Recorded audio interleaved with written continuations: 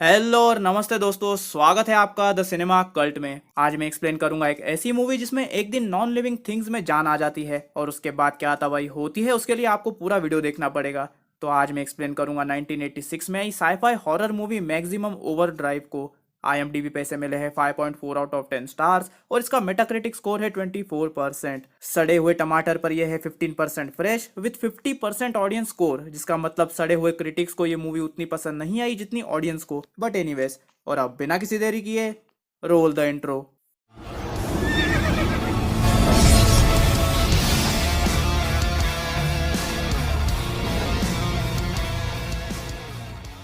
Movie शुरू होती है हमें ये बताते हुए कि एक रिया एम नाम का कॉमेट धरती के पास से गुजरने वाला है, जिससे धरती पर सारी नॉन लिविंग ऑब्जेक्ट्स में जान आ जाएगी, जिस वजह से सारे शहर में हल्ला मच जाएगा। इसके बाद हम एक आदमी को ATM मशीन से पैसे निकालते हुए देखते हैं, जिसपे वो मशीन उसे पैसे तो नहीं देती, लेकिन उसके स्क्रीन पर कुछ टाइप होता है जिससे इस आदमी की वहाँ इंसल्ट हो जाती है। फिर हम रास्ते पे गाड़ियों को देखते हैं जो अपने आप ही चल के एक दूसरे से टकरा रही थी, जिस वजह से अंदर बैठे लोग घायल हो जाते हैं। फिर सीन डिक्सी ट्रक स्टॉप पर शिफ्ट होती है, जहां हम डंकन केलर नाम के एम्प्लॉय को देखते हैं जो एक कस्टमर के ट्रक में फ्यूल भरने जाता है, पर तभी फ्यूल डिस्पेंसर अचानक काम नहीं करता। तो जब वो उसे चेक करता है, वो डिस्पेंसर उसके आंखों में किसी तरह का गैस स्प्रे करता है, जिससे उसको बहुत तकलीफ होती है। अगले सीन में हम वेट्रेस वांडा जून को देखते हैं जो किचन में काम कर रही थी, एंड तभी उधर पड़ी एक इलेक्ट्रिक नाइफ अपने आप इस पर हमला करती है, और इसके चिल्लाने की आवाज सुनकर उधर बिल रॉबिन्सन नामक बंदा आकर एक हथौड़े से उस इलेक्ट्रिक नाइफ के टुकड़े कर देता है। फिर सीन एक ट्रक स्टॉप पर शिफ्ट होती है, जहां हम देखते हैं कि एक मशीन से अपने आप कॉइन्स गिर रहे थे, तो एक लालची कस्टमर सारे कॉइन्स उठा लेता है, लेकिन एक ही पल में उसे मशीन से 440 वोल्ट वाला जोर का इलेक्ट्रिक शॉक लगता है और उसकी वहीं मौत हो जाती है। फिर सीन एक लीग गेम पर शिफ्ट होती है, जहां कोच वेंडिंग मशीन से जूस लेने गया था। पहले तो मशीन इसको कोई जूस नहीं देती, लेकिन 3-2-1 बोलकर सारे जूस कैन से सीधा इस पर अटैक करती है, जिससे कोच को चोट लगती है, और साथ में वो मशीन बच्चों को भी नहीं छोड़ती, जिससे वो भी घायल होते हैं। लेकिन एक लड़का डीक केलर उधर से बचकर अपनी बाईसाइकिल लेकर निकल जाता है, जो डंकन केलर का बेटा था। इसके बाद हम एक ब्रेट नाम की लड़की को देखते हैं जो कि एक बुढ़े आदमी लॉरमैन के साथ कार में जा रही थी। उन्हें रेडियो ब्रॉडकास्ट से वार्न किया जाता है कि वो और आगे न बढ़े, लेकिन लॉरमैन उस पर ध्यान नहीं देता, जिस वजह से ब्रेट स्टीयरिंग व्हील घुमाती है और कार को उस ट्रक स्टॉप पर रुकाती है, और ये सब हरकतें देखकर लॉरमैन को गुस्सा आ जाता है और वो बाहर निकलकर ब्रेट से झगड़ा करने लगता है। तभी उधर एक ट्रक अपने आप चालू होकर लॉरमैन को सीधा उड़ाने ही वाली होती है कि ब्रेट उसे खींचकर बचा लेती है। ट्रक स्टॉप पर खड़े लोग सब हैंडी को देखते हैं जो कि उस ट्रक का ड्राइवर था।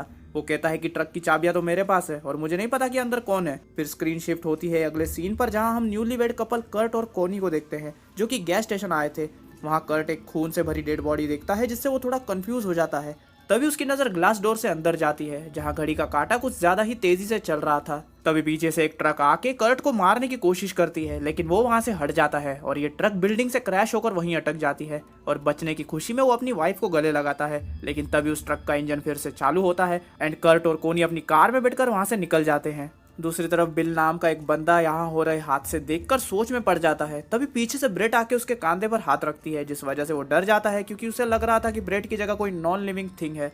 फिर हम डीक केलर को देखते हैं जो रास्ते में कई इंसान और जानवरों की डेड बॉडीज देखता है, एंड रेडियो ब्रॉडकास्ट से पता चलता है कि ये सब सारी दुनिया में चल रहा है और सारी मशीन्स किसी अननोन एजेंसी के डायरेक्शन के अंदर चल रही है, और सारे लोगों को सूचित किया जाता है कि कोई भी इलेक्ट्रॉनिक मशीन्स का इस्तेमाल न करे। तभी डीक को एक बस को देखकर झाड़ियों के पीछे छिप जाता है, क्योंकि उस बस में कोई ड्राइवर ही नहीं था और वो अपने आप चल रही थी। और जब वो बाहर निकलता है तो एक लॉन मोवर उसका पीछा करती है, जिस वजह से वो अपनी बाईसाइकिल लेकर वहां से निकल जाता है।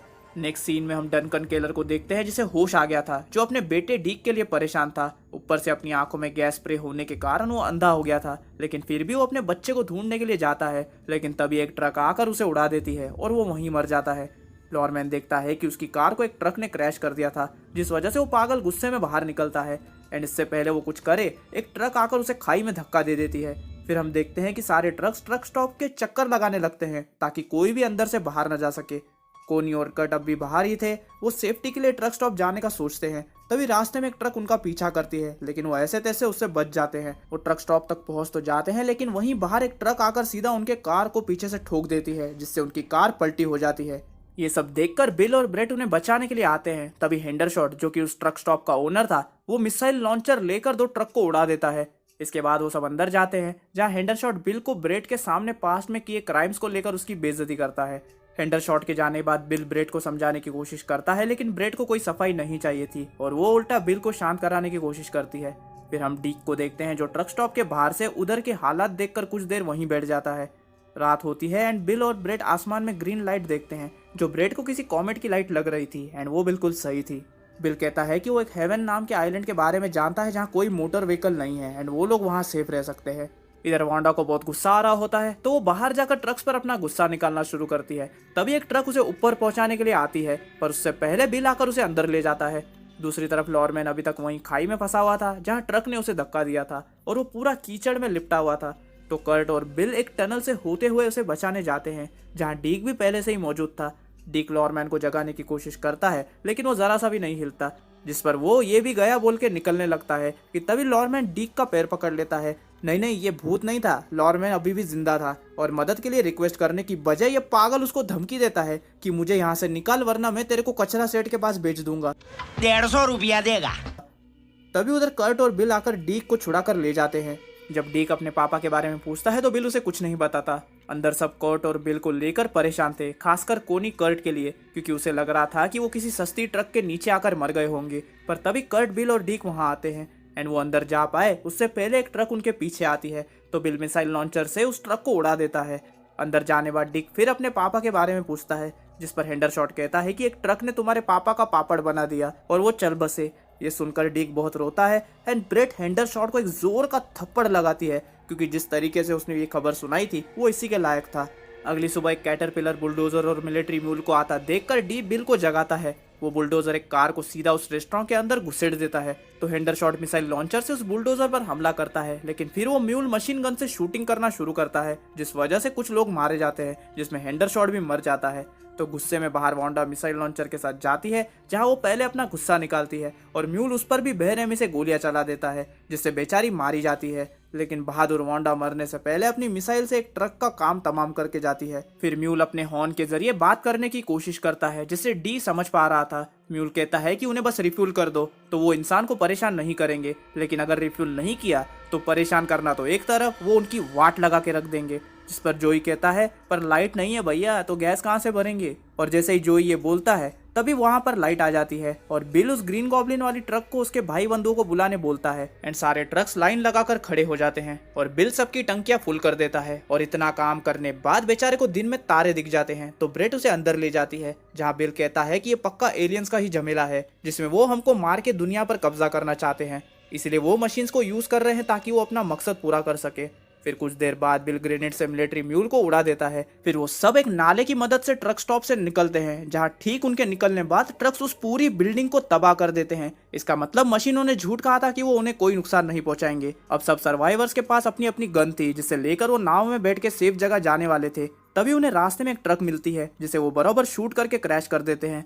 फिर हम ब्रैड को देखते हैं जो मरीना के पास था। वो पागल इंसान एक कार में मरी हुई औरत के पास उसके उंगली की रिंग लेने जाता है। वो खुशी से रिंग तो ले लेता है लेकिन पीछे से वो ग्रीन गॉब्लिन वाली ट्रक आके उसे सीधा नरक में पहुंचा देती है और तभी बिल मिसाइल लॉन्चर से उस ट्रक को उड़ाकर उसे ट्रक्स के नरक में पहुंचा देता है और वो सब नाव में बैठकर निकल जाते हैं। फिर हमें बताया जाता है कि 2 दिन बाद एक यूएफओ जिसमें लेजर कैनन और न्यूक्लियर मिसाइल थे वो एक रशियन वेदर सैटेलाइट के वजह से स्पेस में डिस्ट्रॉय हो गए और 6 दिन बाद अर्थ का उस कॉमेट से पीछा छूटा जैसा कि कहा गया था। एंड इसी के साथ मूवी यहीं खत्म हो जाती है। अब मूवी की स्टोरी सिंपल है कि एक रेया एम नाम का कॉमेट धरती के पास से गुजरता है और उस कॉमेट में ऐसे अजीबोगरीब ताकत थी जिस वजह से नॉन लिविंग थिंग्स में जान आ गई, जिस वजह से मशीनों ने हर जगह तबाही मचा दी। पर बिल का मानना था कि ये एलियंस का काम है जो इंसानों को मशीनों के जरिए मार के अर्थ पर राज करना चाहते थे। पर जब स्पेस में रशियन वेदर सैटेलाइट के वजह से उस यूएफओ की धज्जियां उड़ी तो उस कॉमेट का असर भी खत्म हो गया जिससे फिर से सब पहले जैसा हो गया।